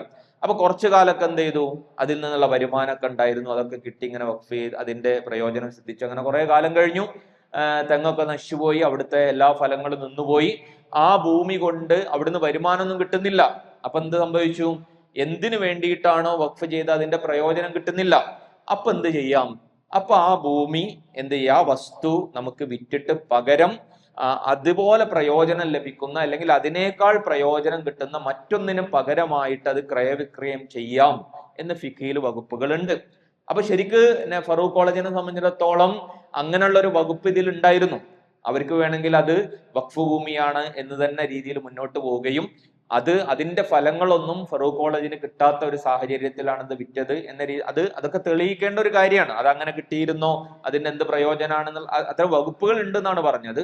അപ്പോ ഒരു വകുപ്പ് ഇല്ലാത്തൊരു ചിലർ വിചാരിക്കും ഈ വഖഫ് ചെയ്യുന്നത് ശരിയല്ല, കാരണം വഖഫ് ചെയ്ത് കഴിഞ്ഞാൽ പിന്നെ നമുക്കത് അതിൻ്റെതായ രീതിയിൽ പ്രയോജനപ്പെടുത്താൻ കഴിയില്ല. പക്ഷെ അത് അങ്ങനെ പ്രയോജനപ്പെടുത്താൻ കഴിയാത്ത സാഹചര്യത്തിൽ അതിനേക്കാൾ നന്മയുള്ള ഒരു വസ്തുവുമായിട്ട് അത് മാറ്റം നടത്തുകയോ വിറ്റിട്ട് വാങ്ങുകയോ ഒക്കെ ചെയ്യാൻ പറ്റും എന്ന് കർമ്മശാസ്ത്രങ്ങളിൽ ധാരാളം വകുപ്പുകൾ അതുമായി ബന്ധപ്പെട്ട് കാണാൻ കഴിയും. അപ്പൊ ഇതിന്റെ ചില കർമ്മശാസ്ത്ര മസലകൾ സൂചിപ്പിച്ചതാണ്. അത് ഡീപ്പായിട്ട് അതിലേക്ക് ഇപ്പൊ പ്രവേശിക്കുന്നില്ല. ഏതായാലും ഇതുമായി ബന്ധപ്പെട്ട് മറ്റൊരു കർമ്മശാസ്ത്ര തർക്കമുള്ളത്, നമ്മള് ഒരു കാലഘട്ടത്തിലേക്ക് മാത്രമായിട്ട് വഖഫ് ചെയ്യാൻ പറ്റുമോ എന്നുള്ള ഒരു ചർച്ച കൂടിയുണ്ട്. അപ്പൊ അതില് ചില മദ്ഹബുകളിൽ അങ്ങനെ പറഞ്ഞിട്ടുണ്ട്. അങ്ങനെ കാരണം ചില പ്രത്യേകമായ ആവശ്യങ്ങൾ ഒരു കാലഘട്ടത്തിൽ വരികയാണ്. ആ പ്രത്യേകമായ ആവശ്യത്തെ മാത്രം അഡ്രസ്സ് ചെയ്യാൻ വേണ്ടിയിട്ട് വഖഫ് ചെയ്യാം. ഇപ്പൊ മിക്കവാറും വഖഫുകളൊക്കെ എല്ലാ കാലത്തും ആവശ്യമുള്ളതായിരിക്കും. ഇപ്പൊ ദരിദ്രർക്ക് വഖഫ് ചെയ്യാണ്, മിസ്കീനുകൾക്കും ഫക്കീറുകൾക്കുമുള്ള വഖഫ് അതെല്ലാ കാലത്തും ആവശ്യം ഉണ്ടാവും. കാരണം സമൂഹത്തിൽ എല്ലാ കാലത്തും മിസ്കീനുകളും ഫക്കീറുകളും ഒക്കെ ഉണ്ടാവും ഏതെങ്കിലും വിധത്തില്. വിദ്യാർത്ഥികൾക്കുള്ള വഖഫ് അല്ലെങ്കിൽ സ്ത്രീകൾക്കുള്ള വഖഫ്, അങ്ങനെയുള്ള പല കാര്യങ്ങളും ഉണ്ട്. അപ്പൊ അതൊക്കെ എല്ലാ കാലത്തും ആവശ്യം വരുന്ന കാര്യങ്ങളാണ്. എന്നാൽ ചില പ്രത്യേകമായ സാഹചര്യത്തിൽ ഉടലെടുക്കുന്ന പ്രശ്നത്തെ അഡ്രസ്സ് ചെയ്യാൻ വേണ്ടിയിട്ട് വഖഫ് ചെയ്തു. ഇപ്പൊ ഉദാഹരണം പറഞ്ഞാൽ ഇപ്പൊ നമ്മുടെ നാട്ടില് ഇപ്പൊ എല്ലാ വർഷവും പ്രളയം വരുന്ന ഒരവസ്ഥ ഉണ്ട്. നമ്മുടെ നാട്ടിലൊക്കെ പ്രളയം ഉരുൾപൊട്ടലൊക്കെ ഉണ്ടാവുകയാണ്. അപ്പൊ ഒരാൾ വഖഫ് ചെയ്യാണ്, ഉരുൾപൊട്ടലിൽ വീട് നഷ്ടപ്പെട്ട ആളുകൾക്ക് വീടുണ്ടാക്കാനുള്ള അല്ലെങ്കിൽ അതിനുള്ള സഹായത്തിന് വേണ്ടിയിട്ട് ഒരു സംഗതി വഖഫ് ചെയ്തു, ഒരു വരുമാനം കിട്ടുന്ന ഒരു സംഗതി വഖഫ് ചെയ്തു. അപ്പൊ ചിലപ്പോ എന്താവാം, കുറച്ചു കാലമൊക്കെ ഉരുൾപൊട്ടലും കാര്യങ്ങളൊക്കെ ഉണ്ടായി, പിന്നെ കുറെ കാലത്തിന് ഇതൊന്നും ഉണ്ടാവാത്ത അവസ്ഥ വരും. അപ്പോ അതെന്ത് ചെയ്യാ, അത് വേറെ രൂപത്തിലേക്ക് അത് വഖഫ് ചെയ്യാം, അത് ഈ വഖഫിലേക്ക് മടങ്ങും അല്ലെങ്കിൽ അതിന്റെ അനന്തരാവകാശികൾക്ക് മടങ്ങും, അവർക്കത് വേറെ രീതിയിൽ വഖഫ് ചെയ്യാം. ഇങ്ങനെയുള്ള കുറെ ചർച്ചകളൊക്കെ നമുക്ക്, കാരണം ചില പ്രത്യേക സാഹചര്യത്തിൽ ഉണ്ടാകുന്ന പ്രശ്നങ്ങൾ അഡ്രസ്സ് ചെയ്യാൻ വേണ്ടിയിട്ടൊക്കെ. പക്ഷെ അത് എല്ലാ മദ്ഹബിലും അത് പറ്റൂല. ചില മദ്ഹബുകളിൽ മാത്രമാണ്, ചില അഭിപ്രായ പ്രകാരം മാത്രമാണ് അത് അംഗീകരിച്ചിട്ടുള്ളത് എന്ന് കാണാൻ കഴിയും. അപ്പൊ ഇങ്ങനെ കർമ്മശാസ്ത്രപരമായിട്ടുള്ള കുറെ മസലകൾ അതിൽ കാണാൻ കഴിയും. ഇനി നമ്മൾ ഇന്ത്യയിൽ ഇപ്പോ വഖഫ് ഭേദഗതി നിയമം 2025 കൊണ്ടുവന്നിരിക്കുകയാണ്. അപ്പൊ അതെങ്ങനെയാണ് ഈ വഖഫിനെ ബാധിക്കുന്നത് എന്നുള്ളതാണ്. അപ്പൊ അത് ബാധിക്കുന്നത് മനസ്സിലാവണമെങ്കിൽ ഇതുവരെ ഇന്ത്യയിൽ നിലനിന്നിരുന്ന വഖഫുമായി ബന്ധപ്പെട്ടിട്ടുള്ള നടപടിക്രമങ്ങളെ കുറിച്ച് നമ്മൾ മനസ്സിലാക്കുക എന്നുള്ളത് പ്രധാനമാണ്. അപ്പൊ അതിൽ ഏറ്റവും പ്രധാനപ്പെട്ടത് ബ്രിട്ടീഷുകാർ വന്ന സമയം, വഖഫ് തുടങ്ങിയിട്ട് ഒരുപാട് കാലങ്ങളായല്ലോ. അപ്പൊ മുസ്ലിങ്ങൾ ഇവിടെ വന്നത് മുതൽ ഇന്ത്യയിൽ വഖഫുകളുണ്ട്, ധാരാളക്കണക്കിന് പല രൂപത്തിലുള്ള വഖഫുകളുണ്ട്. പള്ളികളായിട്ടും മദ്രസകളായിട്ടും വിദ്യാഭ്യാസ സ്ഥാപനങ്ങളായിട്ടും മുസാഫിർ ഖാനകളായിട്ട്, അതായത് ഓരോ സ്ഥലത്ത് നമ്മൾ യാത്രയൊക്കെ ചെയ്യുമ്പോൾ അവിടെ മുസാഫിർ ഖാനകളൊക്കെ കാണാൻ കഴിയും, ആളുകൾക്ക് താമസിക്കാനുള്ള സംവിധാനങ്ങളായിട്ട്. ഇങ്ങനെ പല രൂപത്തിലുള്ള വഖഫുകൾ ഇന്ത്യ രാജ്യത്ത് ഉണ്ടായിട്ടുണ്ട്. അപ്പൊ അതൊന്നും ഇങ്ങനെ വളരെ കൃത്യമായ ഒരു നിയമവ്യവസ്ഥയിൽ മുന്നോട്ട് പോകുന്ന ഒരു സംവിധാനം ഒന്നല്ല. അങ്ങനെ ഇതിന് നിയമവ്യവസ്ഥ ഉണ്ടാവുന്നത് പിന്നീട് ബ്രിട്ടീഷുകാർ വന്നിട്ടാണ്. ബ്രിട്ടീഷുകാർ വന്ന സമയത്ത് 1810 പത്തിലുള്ള 2-3 ആക്ടുകൾ ഉണ്ട്. അതിലൊന്ന് ബംഗാൾ റെഗുലേഷൻ ആക്ടും 1817 മദ്രാസ് റെഗുലേഷൻ ആക്ടും. അത് പ്രകാരം ഈ മതസ്ഥാപനങ്ങൾ, മുസ്ലിങ്ങളുടേത് മാത്രമല്ല ഇവിടെയുള്ള എല്ലാ മതവിഭാഗങ്ങളുടെയും സ്വത്തുക്കള് ഈസ്റ്റ് ഇന്ത്യ കമ്പനിയുടെ ഉടമാധികാരത്തിലായിരിക്കും എന്ന രീതിയിൽ അവരാക്കി. അങ്ങനെ അവരുടെ ഈസ്റ്റ് ഇന്ത്യ കമ്പനിയുടെ അധികാരത്തിലാക്കിയിട്ട് നിയമം കൊണ്ടുവന്നു. പക്ഷെ പിന്നീട് 1857 ഒന്നാം സ്വാതന്ത്ര്യ പ്രക്ഷോഭം നമുക്കറിയാവുന്നതാണ്. അത് വളരെ ശക്തമായ ഒരു തിരിച്ചടിയും മുന്നറിയിപ്പുമായിരുന്നു ബ്രിട്ടീഷുകാർക്ക് ഉണ്ടായത്. അവരതിനെ അടിച്ചൊതുക്കിയിരുന്നു. പക്ഷെ അടിച്ചൊതുക്കിയിട്ടുണ്ടെങ്കിലും അവരതിൽ നിന്ന് ചില കാര്യങ്ങൾ മനസ്സിലാക്കിയിട്ടുണ്ടായിരുന്നു. ഇവിടുത്തെ മതവിഭാഗങ്ങൾ എങ്ങനെയാണ് ഡീൽ ചെയ്യേണ്ടത് എന്ന രീതിയിൽ അവർ കൃത്യമായിട്ട് പിന്നീട് ആലോചിച്ചിട്ടുണ്ടായിരുന്നു. അങ്ങനെ അതിനുശേഷമാണ് ഡിവൈഡ് ആൻഡ് റൂൾ എന്ന് പറയുന്ന, ഇവരെ ഒരിക്കലും ഐക്യപ്പെടാത്ത രീതിയിലുള്ള കാര്യങ്ങളൊക്കെ അവർ ചെയ്യുന്നത്, മുസ്ലിം വിരുദ്ധമായ ചരിത്ര രചനകൾ ഉണ്ടാവുന്നത്, പല കാര്യങ്ങളുണ്ട്. അതിന്റെ ഭാഗമായിട്ട് ഈ ഇത്തരം മതസ്ഥാപനങ്ങളുമായി ബന്ധപ്പെട്ടുകൊണ്ട് അവരൊരു നിയമ ഭേദഗതി അതിൽ വരുത്തുന്നുണ്ട്. അതാണ് 1863 റിലീജിയസ് എൻഡോമെന്റ് ആക്ട് എന്ന് പറയുന്ന ഒരു ആക്ട് അവർ കൊണ്ടുവരികയും എന്നിട്ട് അതിലൂടെ ഈസ്റ്റ് ഇന്ത്യ കമ്പനിയുടെ ഉടമാധികാരത്തിൽ നിന്ന് ഈ മതസ്ഥാപനങ്ങൾ അത്തരം സ്വത്തുക്കളൊക്കെ അതാത് മതവിഭാഗങ്ങളിൽ ഏൽപ്പിച്ചു കൊടുക്കുകയും ചെയ്തു. അത് കൈകാര്യം ചെയ്യാനും അതിന്റെ ഉടമാവകാശവും ഓരോ മതവിഭാഗങ്ങൾക്ക് നൽകുകയും അവരിൽ നിന്ന് തെരഞ്ഞെടുക്കപ്പെട്ട ഒരു ബോഡിക്കായിരിക്കും അത് കൈകാര്യം ചെയ്യാനുള്ള അവകാശം എന്ന രീതിയിൽ 1863 ഇങ്ങനെ ഒരു നിയമം അവര് കൊണ്ടുവരികയും ചെയ്തിട്ടുണ്ടായിരുന്നു. പിന്നീട് സ്വാതന്ത്ര്യം വരെ അങ്ങനെ തുടരുന്നവരെയാണ്. പിന്നെ 1947 ഇന്ത്യ സ്വതന്ത്രമായി ഭരണഘടന നിർമ്മിക്കുകയാണ്. ആ ഭരണഘടനാ ചർച്ചകളിൽ ഈ വിഷയം വരുന്നുണ്ട്. അപ്പൊ ഈ ചർച്ചകളിലൊക്കെ ഇതുപോലെ നിലനിർത്തണം എന്ന അഭിപ്രായ പ്രകടനങ്ങളാണ് വന്നത്. ഓരോ മതവിഭാഗത്തിന്റെയും സ്വത്തുക്കള് അവർക്ക് നൽകുന്ന രൂപത്തിൽ, അവർ കൈകാര്യം ചെയ്യുന്ന രൂപത്തിൽ തന്നെ അത് നിലനിർത്തപ്പെടേണ്ടതുണ്ട് എന്നതിന്റെ അടിസ്ഥാനത്തിലാണ് ഭരണഘടനയുടെ ആർട്ടിക്കിൾ 25 ഇത്തരം അവകാശങ്ങൾ നൽകിയിട്ടുള്ളത്. ആ ആർട്ടിക്കിൾ 25 കീഴിൽ വരുന്നതാണ് ഓരോ മതവിഭാഗത്തിനും അവരുടേതായ ദാനധർമ്മങ്ങൾ ഉപയോഗിച്ചുകൊണ്ട് സ്ഥാപനങ്ങൾ നിർമ്മിക്കാം, അത് കൈകാര്യം ചെയ്യാം, അതിന്റെ ഉടമാധികാരം അവർക്കായിരിക്കും എന്നൊക്കെ തുടങ്ങിയിട്ടുള്ള മൗലികമായ അവകാശങ്ങൾ എന്ന അർത്ഥത്തിൽ തന്നെ ഓരോ മതവിഭാഗത്തിനും അവരുടേതായ സമ്പത്ത് കൈകാര്യം ചെയ്യാനുള്ള ഒരു മൗലികാവകാശം നൽകി. അതുകൊണ്ടാണ് ഇപ്പോൾ വഖഫ് ഭേദഗതി നിയമം വരുമ്പോൾ ഇത് ഭരണഘടനാ അവകാശങ്ങളുടെ ലംഘനമാണ് എന്ന് പറയുന്നത്. ഭരണഘടനയിൽ ഇതൊരു അവകാശമായിട്ട് മതവിഭാഗങ്ങൾക്കുള്ള അവകാശമായി നൽകിയതാണ്. അപ്പൊ അതിന്റെ ലംഘനം കൂടിയാണ് ഇതിലൂടെ നടക്കുന്നത്. അതുകൊണ്ടാണ് കോടതിയിൽ അത് വെച്ചുകൊണ്ടുള്ള വാദപ്രതിവാദങ്ങളും ഒക്കെ നടന്നുകൊണ്ടിരിക്കുന്നത്. അതുകൊണ്ടാണ് അപ്പോ അങ്ങനെയുള്ള ഒരു മൗലികാവകാശം അതിൽ നൽകപ്പെട്ടു. പിന്നീട് 1954 ഇതിൽ കുറച്ചും കൂടി കൃത്യത വരുന്നത്. ആ 54 ഈ പറയുന്ന വഖഫ് ബോർഡുകൾ നിർമ്മിക്കാനുള്ള നിയമങ്ങൾ പാസ്സാക്കുന്നത്. ഓരോ സംസ്ഥാനത്തും വഖഫ് ബോർഡുകൾ, സംസ്ഥാനങ്ങളിൽ അതുപോലെ തന്നെ കേന്ദ്രഭരണ പ്രദേശങ്ങളിലൊക്കെ വഖഫ് ബോർഡുകൾ നിർമ്മിക്കാം അല്ലെങ്കിൽ നിർമ്മിക്കണം എന്ന നിയമം വരികയും അങ്ങനെ ആ സംസ്ഥാനങ്ങൾ, അതാത് സംസ്ഥാനങ്ങളിലുള്ള വഖഫ് സ്വത്തുക്കൾ അല്ലെങ്കിൽ ആ മതവിഭാഗത്തിന്റെ സ്വത്തുക്കൾ അവര് തന്നെ കൈകാര്യം ചെയ്യുന്ന ഒരു ബോഡി കൈകാര്യം ചെയ്യുക എന്ന് പറയുന്ന നിയമങ്ങൾ 1954 വരുന്നത്. അതുപോലെ സെൻട്രലിൽ ഒരു വഖഫ് കൗൺസിലും ആ സമയത്ത് തന്നെ രൂപീകരിക്കപ്പെടുകയുണ്ടായി. അപ്പോൾ അങ്ങനെയാണ് ഈ വഖഫ് സ്വത്തുക്കൾ കുറച്ചുകൂടി ഒരു വ്യവസ്ഥാപിതമായ രൂപത്തിലേക്ക് വരുന്നത് 1954 ഈ പറയുന്ന നിയമത്തിലൂടെയാണ്. അത് കുറച്ചും കൂടി വഖഫിനെ സംരക്ഷിക്കുന്ന രൂപത്തിലുള്ള ഒരു നടപടിക്രമമായിരുന്നു എന്ന് കാണാൻ കഴിയും. പിന്നീട് നമുക്കറിയാം, പിന്നീട് കുറെ പലതരത്തിലുള്ള കയ്യേറ്റങ്ങളൊക്കെ വഖഫുമായി ബന്ധപ്പെട്ട് നടക്കുകയും അങ്ങനെ പലതും കേസുകൾ ഉണ്ടാവുകയും തർക്കങ്ങൾ ഉണ്ടാവുകയും ഒക്കെ ചെയ്യുന്നുണ്ട്. അപ്പോ ഇതിനെയൊക്കെ ചെറുക്കാൻ വേണ്ടിയിട്ടാണ് പിന്നീട് ഇതിൽ ചില ഭേദഗതികൾ വരുന്നത്. അത് 1995 ഈ വഖഫുമായി ബന്ധപ്പെട്ടുകൊണ്ടുള്ള ഭേദഗതികൾ വരികയുണ്ട്. ആ ഭേദഗതിയിൽ വളരെ പ്രധാനപ്പെട്ടതാണ് ട്രിബ്യൂണൽ ഉണ്ടാക്കുന്നത്. അതായത് ഈ വഖഫ് സ്വത്തുക്കളുമായി ബന്ധപ്പെട്ടുകൊണ്ടുള്ള തർക്കങ്ങൾ ഉണ്ടെങ്കിൽ ആ തർക്കങ്ങൾ പരിഹരിക്കാനുള്ള ട്രിബ്യൂണൽ പ്രത്യേകമായി നിർമ്മിക്കുന്നത് 1995 അപ്പോൾ ആ നിയമ ഭേദഗതിയിലാണ്. അത് യഥാർത്ഥത്തിൽ ഇത് സംരക്ഷിക്കാനുള്ള ഒരു സംവിധാനമായി മാറുകയാണ് ചെയ്യുന്നത്. കാരണം ഇത് മാത്രം, ഇത്തരം കേസുകൾ മാത്രം ഡീൽ ചെയ്യുന്ന അത്തരം നിയമവ്യവസ്ഥകളും അതിന്റെ സംവിധാനങ്ങളും ഒക്കെ 1995 ഉണ്ടാകുന്നുണ്ട്. പിന്നീട് നമുക്ക് കാണാൻ കഴിയും സച്ചാർ കമ്മീഷന്റെ ഒരുപാട് കണ്ടെത്തലുകൾ ഉണ്ടായിരുന്നു. ആ കണ്ടെത്തലുകളിൽ വളരെ പ്രധാനപ്പെട്ടതാണ് ഈ പറയുന്ന രൂപത്തിൽ ഒരുപാട് വഖഫ് സ്വത്തുക്കൾ കയ്യേറ്റം ചെയ്യപ്പെട്ടിട്ടുണ്ട്. ഗവൺമെന്റ് അടക്കം പലതും കയ്യേറിയിട്ടുണ്ട്.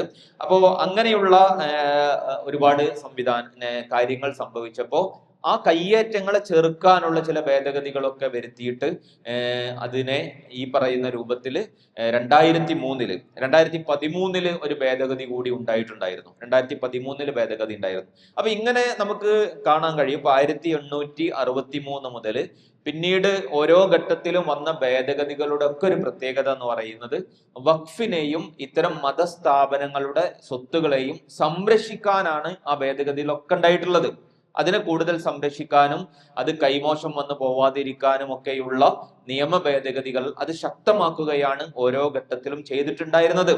എന്നാൽ ഇപ്പോൾ സംഭവിച്ചത് എന്താണ്? ഇപ്പോൾ സംഭവിച്ചത് അതിനെ അട്ടിമറിക്കുന്ന രൂപത്തിലുള്ള കാര്യമാണ്. ഇപ്പൊ വഖഫ് ശരിക്ക് കൺകറന്റ് ലിസ്റ്റിൽ വരുന്നതാണ്. അതായത് യൂണിയൻ ലിസ്റ്റിലോ സ്റ്റേറ്റ് ഇതിലും രണ്ടിലും കൂടി പെടുന്ന രൂപത്തിലാണ് വഖഫിന്റെ ബന്ധപ്പെട്ട സംസ്ഥാന ബോഡിയും അതുപോലെ തന്നെ സെൻട്രൽ ഗവൺമെന്റിനും അധികാരമുള്ള രൂപത്തിലാണ് വഖഫ് ഉള്ളത്. അതേസമയം ഈ പറയുന്ന രൂപത്തില് ഇപ്പൊ 2025 ഈ ഭേദഗതി എന്ന് പറയുന്നത് അത് വഖഫ് കൂടുതൽ കയ്യേറ്റങ്ങൾ ചെയ്യപ്പെടാനും വഖഫ് സ്വത്തുക്കൾ മുസ്ലിങ്ങളിൽ നിന്ന് നഷ്ടപ്പെടാനുമുള്ള ഒരു രീതിയിലേക്കാണ് ഇപ്പൊ കാര്യങ്ങൾ എത്തിയിട്ടുള്ളത്.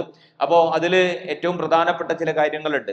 നിലവിൽ വന്നിട്ടുള്ള വഖഫ് ഭേദഗതി നിയമങ്ങളിൽ അപകടകരമായ ഒരു കാര്യങ്ങൾ എന്ന് പറയുന്നത് അതിൽ ഒന്നാമത്തത് സർക്കാരിന് ഔദ്യോഗികമായിട്ട് ഇത് കയ്യേറാനുള്ള ഒരു ലൈസൻസ് ഇതിലൂടെ ലഭിക്കുന്നു എന്നുള്ളതാണ്. അതെങ്ങനെ വരുന്നു വെച്ചാൽ ഇതുവരെ ഈ വഖഫ് ബോർഡുകൾക്കായിരുന്നു ഇതിന്റെ അധികാരം. തർക്കം വരുമ്പോൾ ട്രൈബ്യൂണലാണ് അതിൽ കാര്യങ്ങൾ ചർച്ച ചെയ്തുകൊണ്ട് കേസ് നടത്തിയിട്ട് അത് തീരുമാനം കൽപ്പിക്കുന്ന ട്രിബ്യൂണലാണ്. അപ്പോ അതിന്റെ സംവിധാനങ്ങളൊക്കെ വളരെ കൃത്യമാണ്. പക്ഷെ ഇപ്പോ അത് കളക്ടർക്ക് ചുമതല നൽകുകയാണ്. ജില്ലാ ഉത്തരവാദിത്തമുള്ള ആളുകളുടെ അധികാരത്തിലേക്ക് കൊണ്ടുവരികയാണ്. അത് കൊണ്ടുവരുമ്പോൾ സംഭവിക്കുന്നത് അവർ ഉദ്യോഗസ്ഥരായിരിക്കും. അവര് സർക്കാർ നിയമിക്കുന്ന, പ്രത്യേകിച്ച് സെൻട്രൽ സർക്കാരൊക്കെ നിയമിക്കുന്ന ഉദ്യോഗസ്ഥരായിരിക്കും. അപ്പൊ അവരാണ് അതിൽ തീരുമാനം പറയുക. ഒരു തർക്കം ഉണ്ടായാൽ തീരുമാനം പറയാനുള്ള അവകാശം, അധികാരം അവർക്കായിരിക്കും. അത് സ്വാഭാവികമായിട്ടും സർക്കാരിന് കൂടുതൽ കയ്യേറ്റങ്ങൾക്കുള്ള അവസരങ്ങൾ നൽകുന്നു എന്നുള്ളതാണ്. അത് മാത്രമല്ല, അതിലെ വലിയ പ്രശ്നം എന്ന് പറയുന്നത് നിലവില് ഒരു ഭൂമിയുമായി ബന്ധപ്പെട്ട ഒരു തർക്കം വന്നാല് ആ തർക്കത്തിൽ ഒരു തീരുമാനം വരുന്നത് പോലെ നിലവിലെ ഒരു സ്റ്റാറ്റസ് കോ നിലനിർത്തപ്പെടും. അതായത് അതിപ്പോ ഒരു പള്ളിക്കുള്ള വഖഫാണെങ്കിൽ അത് പള്ളിയായി അതിൻ്റെതായ സംവിധാനം ആ കേസ് നടക്കുന്ന കാലത്തോളം, തർക്കം നടക്കുന്ന കാലത്തോളം അത് അതേ രീതിയിൽ തുടരും. പക്ഷെ പുതിയ ഭേദഗതി പ്രകാരം തർക്കം നടക്കുന്നതോടുകൂടി, അത് കേസാവുന്നതോടുകൂടി അത് പിന്നീട് അത് മാറ്റപ്പെടുകയാണ്. അത് പിന്നീട് അവർക്കത് കൈകാര്യം ചെയ്യാൻ വഖഫിൽ നിന്ന് അത് മാറ്റപ്പെടുകയാണ്. അത് പിന്നീട് സർക്കാരിന്റെ നിയന്ത്രണത്തിലുള്ള ഒരു സംവിധാനമായിട്ട്, ഒരു സ്വത്തായിട്ട് മാറുമെന്നുള്ളതാണ്. അത് വലിയ ദൂരവ്യാപകമായ പ്രശ്നങ്ങൾ സൃഷ്ടിക്കും. കാരണം എന്താ, ഇതിപ്പോ ഏതൊരാൾക്കും ഒരു ഭൂമിയിൽ അവകാശവാദം ഉന്നയിക്കാനുള്ള അവസരങ്ങൾ സൃഷ്ടിക്കപ്പെടും. അത് നമ്മൾ വരാം, അത് അതിന്റെ ഭേദഗതി കൂടി പറയുമ്പോഴാണ് അത് കൂടുതൽ മനസ്സിലാവുക. രണ്ടാമത്തെ ഒരു ഭേദഗതി എന്ന് പറയുന്നത് ഇതില് മുസ്ലിങ്ങളല്ലാത്ത ആളുകളെയും നിയമിക്കാം എന്നുള്ളതാണ്. അത് യഥാർത്ഥത്തിൽ നമ്മളെ ഭരണഘടന മുതൽ ഇത് വഖഫ് നിയമങ്ങളുമായി ബന്ധപ്പെട്ടൊക്കെ പരിശോധിച്ചാല് അതത് മതവിഭാഗങ്ങളാണ് അത് കൈകാര്യം ചെയ്യുക എന്ന് വളരെ കൃത്യമായി അവരുടെ അവകാശമായിട്ടും അധികാരമായിട്ടാണ് അത് നിലനിൽക്കുന്നത്. ഇപ്പോഴും മറ്റു മതവിഭാഗങ്ങളുടെ അവകാശങ്ങൾ അതുപോലെ തന്നെ നിലനിർത്തുകയും മുസ്ലിങ്ങളുടെ ഈ പറയുന്ന സ്വത്തിൽ മാത്രമാണ് ഈ ഭേദഗതി കൊണ്ടുവന്നിട്ടുള്ളത്. അത് നമുക്കറിയാം എന്തിനാണ് അങ്ങനെ കൊണ്ടുവരുന്നത്. കാരണം അതിൽ നിയമിക്കപ്പെടുന്ന ഉദ്യോഗസ്ഥർ സ്വാഭാവികമായിട്ടും ഇങ്ങനെ ഗവൺമെന്റിന്റെ താല്പര്യപ്രകാരം നിയമിക്കപ്പെടുന്നവരായിരിക്കും. അവരതിന്റെ രേഖകളും മറ്റുമൊക്കെ തരം മാറ്റാനും ഒക്കെയുള്ള കളികൾ കളിക്കാൻ അവകാശം, അല്ലെങ്കിൽ അത്തരത്തിലുള്ള സാധ്യതകൾ ഉണ്ടാവുന്ന സംവിധാനമാണ്. അപ്പൊ സ്വാഭാവികമായിട്ടും അത് കയ്യേറ്റം ചെയ്യപ്പെടാനുള്ള സാധ്യതകൾ വർദ്ധിക്കുന്ന ഒരു സംവിധാനമാണ് അത് നടക്കുന്നത്. അതുപോലെ തന്നെ മറ്റൊന്ന് വളരെ പ്രധാനപ്പെട്ട ഒരു മാറ്റം എന്ന് പറയുന്നത് നമുക്കറിയാം, ഈ വഖഫ് ബൈ യൂസ് എന്ന് പറയുന്ന ഒരു സംഗതി ഉണ്ടല്ലോ. വഖഫ് ബൈ യൂസ് എന്ന് പറഞ്ഞാല് ഇന്ത്യയിൽ ഇപ്പൊ നിലവില് എല്ലാ വഖഫ് ഭൂമിക്കും രേഖകളൊന്നുമില്ല, കൃത്യമായി രേഖകളൊന്നുമില്ല. രേഖകൾ ഉള്ളതുണ്ടാവും, എന്നാൽ കുറെ ഭൂമി രേഖകളില്ലാത്ത, കാരണം ഒരുപാട് വർഷങ്ങൾക്ക് മുമ്പ് വഖഫ് ചെയ്യപ്പെട്ടതായിരിക്കും, നൂറ്റാണ്ടുകൾക്ക് മുമ്പ് വഖഫ് ചെയ്യപ്പെട്ടതാണ്. അന്നതങ്ങനെ രേഖ ഒന്നും ആക്കിയിട്ടുണ്ടാവില്ല. അതിങ്ങനെ ഉപയോഗിച്ച് വരുന്ന ഒരു സാധനമായിരിക്കും. പള്ളിയായി, മദ്രസയായി, സ്ഥാപനങ്ങളായി, അങ്ങനെ പലതരത്തിൽ ഇങ്ങനെ ഏതിനാണോ വഖഫ് ചെയ്യപ്പെട്ടത് കാലങ്ങളായി അങ്ങനെ തന്നെ യൂസ് ചെയ്ത് വരുന്നതാണ്. വഖഫ് ബൈ യൂസ് എന്ന് പറയുന്ന സംവിധാനമാണ്. അപ്പൊ നിലവിലുള്ള നിയമപ്രകാരമൊക്കെ അത് സംരക്ഷിക്കപ്പെട്ടിരുന്നു. അതായത് എങ്ങനെയാണോ കാലങ്ങളായി അത് ഉപയോഗിച്ചു വരുന്നത് അത് അങ്ങനെ തന്നെ നിലനിർത്തപ്പെടണം. ഇപ്പൊ നമ്മൾ ആരാധനാലയ നിയമം ഒക്കെ പരിശോധിച്ചാൽ കാണാൻ കഴിയുമല്ലോ. ഇപ്പൊ സ്വാതന്ത്ര്യം നേടുന്ന സമയത്ത് എങ്ങനെയാണോ ആരാധനാലയങ്ങൾ നിലനിന്നിരുന്നത് അത് അതുപോലെ തന്നെ നിലനിർത്തണം, അതിൽ പിന്നെ അവകാശവാദങ്ങൾ ഉന്നയിക്കാൻ പാടില്ല എന്ന് ആരാധനാലയ സംരക്ഷണ നിയമം ഉള്ളതുപോലെ ഇത് വഖഫ് ബൈ യൂസ് എന്ന് പറയുന്നത് അത് രേഖകളില്ലെങ്കിലും അങ്ങനെ തന്നെ നിലനിർത്തപ്പെടുമായിരുന്നു. പക്ഷെ പുതിയ ഭേദഗതി പ്രകാരം അതങ്ങനെ നിലനിൽക്കൂല. അത് ആരെങ്കിലും അതിൽ അവകാശവാദം ഉന്നയിച്ചാൽ, അത് സർക്കാരിന്റെ ഭൂമിയാണ് എന്ന വാദം ഉന്നയിച്ചാൽ അത് പിന്നെ തർക്ക ഭൂമിയായിട്ട് മാറുകയാണ്. പിന്നെ അതിൽ ഈ പറഞ്ഞതുപോലെ ജില്ലാ കലക്ടറും മറ്റുമൊക്കെ അല്ലെങ്കിൽ അത്തരം കേസുകളുമായി ബന്ധപ്പെട്ടിട്ടുള്ള കാര്യങ്ങൾ വരികയാണ്. അപ്പൊ അതിന്റെ വലിയൊരു പ്രശ്നം എന്ന് പറയുന്നത് ഇതിങ്ങനെ ഒരു വ്യാപകമായ അർത്ഥത്തിലുള്ള ഒരു സ്പർദ്ധയിലേക്ക് എത്തിക്കുകയാണ് ഇത് ചെയ്യുക. കാരണം സാമൂഹികമായ സംഘർഷങ്ങളിലേക്ക് എത്തിക്കും. ഇപ്പൊ കോടതി എന്തുകൊണ്ടാണ് ഈ കേസെടുത്ത സമയത്ത് തന്നെ കോടതി ഇത് സ്റ്റേ ചെയ്തത്? കോടതി സ്റ്റേ ചെയ്യാനുള്ള ഒരു കാരണം ഇത് തന്നെയാണ്. കാരണം ഇത് ദൂരവ്യാപകമായ പ്രത്യാഘാതങ്ങൾ ഉണ്ടാക്കുന്ന ഒരു കാര്യമാണ്. ഇപ്പൊ ഉദാഹരണം പറഞ്ഞാൽ ഇപ്പൊ നമ്മുടെ നാട്ടില് ഒരു മക്ബറ ചിലപ്പോൾ മക്ബറകളൊക്കെ ഒരുപാട് കാലം മുമ്പ് വഖഫ് ചെയ്തായിരിക്കും. അന്നൊന്നും ഈ പറഞ്ഞ പോലെ കൃത്യമായ രേഖയും അതിർത്തിയും ഒന്നും ഉണ്ടാവില്ല. നമുക്കറിയാലോ പണ്ട് കാലത്തൊക്കെ അങ്ങനെ ഭൂമി ചില ആളുകൾക്കൊക്കെ അത് നിങ്ങൾ കെട്ടിയെടുക്കുന്ന അത്ര ഭൂമി എടുക്കാനൊക്കെ പറയാം, വളച്ചു കെട്ടുക എന്നൊക്കെ പറയാം. അതായത് ഒരാള് വേലി കെട്ടിയെടുക്കുന്ന ഭൂമി അയാളുടേതാണ് എന്ന് പറയുന്ന രൂപത്തിലൊക്കെയാണ് ഉണ്ടാവുക. അപ്പൊ ഇതുപോലെ ഇങ്ങനെ കുറെ ഭൂമിയൊക്കെ ഇങ്ങനെ മക്ബറകളായിട്ടും മറ്റൊക്കെ വഖഫ് ചെയ്ത അതിൽ കൃത്യമായ ആധാരമോ രേഖയൊന്നും പലതിനും ഉണ്ടാവില്ല.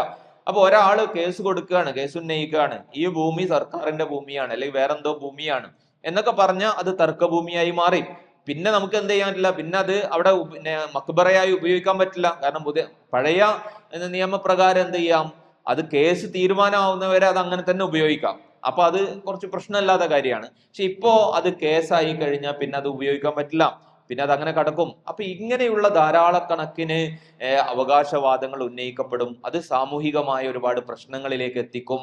അപ്പോ ഇതൊക്കെയാണ് ഈ നിയമ ഭേദഗതിയുടെ വലിയ അർത്ഥത്തിലുള്ള ദൂരവ്യാപകമായ പ്രശ്നങ്ങൾ ഉണ്ടാക്കുന്ന കാര്യങ്ങൾ എന്ന് പറയുന്നത്. അതുകൊണ്ടാണ് ഇതിനെ ശക്തമായി ചോദ്യം ചെയ്യണം എന്ന് മുസ്ലിം സമൂഹം ആവശ്യപ്പെടുന്നത്, സംഘടനകൾ രംഗത്തേക്ക് ഇറങ്ങുന്നത്. കാരണം ഇത് കേവലം ഒരു സ്വത്തുമായി ബന്ധപ്പെട്ടുകൊണ്ടുള്ള ഒരു കാര്യം മാത്രമല്ല, അത് മുസ്ലിം സമൂഹത്തിന്റെ അസ്തിത്വവുമായി ബന്ധപ്പെട്ട കാര്യം തന്നെയാണ്. കാരണം അവരുടെ ഇവിടുത്തെ നിലനിൽപ്പുമായി ബന്ധപ്പെട്ട്, കാരണം മുസ്ലിങ്ങളുടെ സാമൂഹിക ജീവിതം രൂപപ്പെടുന്നത് ഇത്തരം ഒരുപാട് സംവിധാനങ്ങളുമായിട്ട് കൂടി ബന്ധപ്പെട്ടുകൊണ്ടാണ്.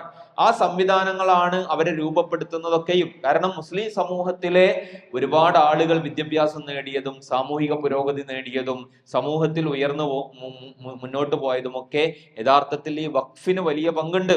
ഒരുപാട് പല ചരിത്രകാരന്മാരും പറഞ്ഞിട്ടുണ്ട്, മുസ്ലിങ്ങളിൽ എത്രയോ ആളുകൾ വഖഫിൽ ജനിച്ച് വഖഫിൽ വളർന്ന് വഖഫിൽ വിദ്യാഭ്യാസം നേടി വഖഫിലൂടെ ജോലി നേടി വഖഫിലൂടെ മരണപ്പെടുന്ന എത്രയോ ആളുകൾ മുസ്ലിങ്ങളിലുണ്ട്. കാരണം അവര് ജനിച്ചു വീഴുന്നത്, അവര് ചിലപ്പോൾ ദരിദ്രരായി വീണിട്ടുണ്ടെങ്കിൽ അവർക്ക് വേണ്ട വരുമാനം വഖഫിലൂടെ ചിലപ്പോൾ ഉണ്ടായിട്ടുണ്ടാവും. അതുപോലെ അവരുടെ വിദ്യാഭ്യാസം വഖഫുമായി ബന്ധപ്പെട്ടിട്ടുണ്ടാവും. അങ്ങനെ തുടങ്ങി അവസാനം അവർ ഖബറടക്കപ്പെടുന്നത് വഖഫ് ഭൂമിയിലാണ്. അപ്പൊ ഇങ്ങനെയുള്ള ഒരു സംവിധാനമാണ് ശരിക്കും മുസ്ലിങ്ങളിലെ വഖഫ് എന്ന് പറയുന്നത്. അപ്പൊ ഇതൊക്കെ കയ്യേറ്റം ചെയ്യപ്പെടുകയും അതുപോലെ തന്നെ ഇതൊക്കെ അട്ടിമറിക്കപ്പെടുകയും ചെയ്യുന്ന ഒരു അവസ്ഥയാണ് ഇപ്പൊ സൃഷ്ടിക്കാൻ പോകുന്നത്. അതുകൊണ്ടാണ് ഈ നിയമ ഭേദഗതിക്കെതിരെ വലിയ ശക്തമായ പ്രക്ഷോഭങ്ങളും മറ്റുമൊക്കെ ഇവിടെ നടന്നുകൊണ്ടിരിക്കുന്നത്. അത് കേവലം ഒരു പള്ളി അല്ലെങ്കിൽ അത്തരം ഒരു സംവിധാനങ്ങളുമായി ബന്ധപ്പെട്ട ഒരു കാര്യം മാത്രമല്ല, മുസ്ലിങ്ങളുടെ അസ്തിത്വവുമായി ബന്ധപ്പെട്ട പ്രധാനപ്പെട്ട ഒരു കാര്യമാണ്. പിന്നെ മറ്റൊരു പ്രധാനപ്പെട്ട കാര്യം എന്നുള്ളത്, ഈ വഖഫിനെ മുൻനിർത്തിയിട്ടുള്ള വലിയ കുപ്രചരണങ്ങളാണ് നമ്മളുടെ സമൂഹത്തിൽ നടന്നിട്ടുള്ളത്. ഏറ്റവും ഒടുവിൽ നമുക്കറിയാം, മുനമ്പവുമായി ബന്ധപ്പെട്ടുകൊണ്ടുള്ള വലിയ വിദ്വേഷ പ്രചരണങ്ങളാണ് നമ്മളുടെ നാട്ടിൽ അരങ്ങേറിയത്. ഉപതെരഞ്ഞെടുപ്പ് നടന്നല്ലോ, പാലക്കാട് ഉപതെരഞ്ഞെടുപ്പില് BJP ഒക്കെ കാര്യമായ വിഷയമാക്കിയ സംഗതി വഖഫായിരുന്നു.